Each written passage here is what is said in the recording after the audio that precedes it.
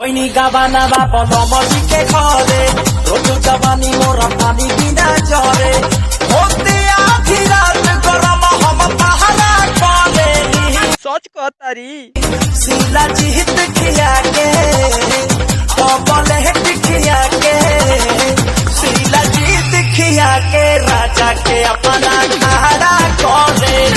हाँ तो हमहू जाता नी सीला जी टैबलेट लेके आई हमहू खड़ा करे।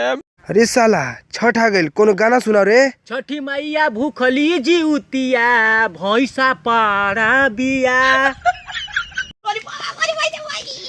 अरे साला का भइल रे? हमरे गोरे खूब पड़ाका आइल बा, लड्डू आइल बा, मिठाई आइल बा, पेड़ आइल बा, खूब नचे बा, खूब गाई बा, पड़ाका फोड़ो। हाँ तो पड़ाका फोड़े, भैंस हमार कुदल तो बड़ी मार भाग साला।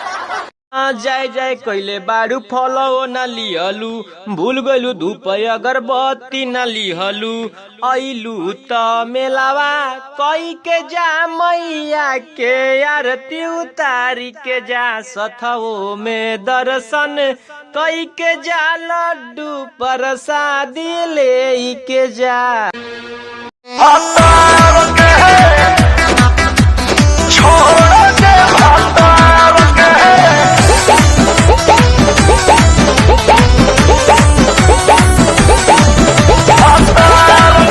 आलू की सब्जी बनाते हैं तो पागल हो। जाके पूछ मोदी जी से, चाय समोसा बेचकर मुख्यमंत्री हो गए और समाज सेवा कर रहे हैं, तुम चाय पकौड़ी की बात कर रही हो। देखना इस बार दिवाली में नया योजना चलाएंगे, 1 पर 2 फ्री, तुमको भी लेना होगा।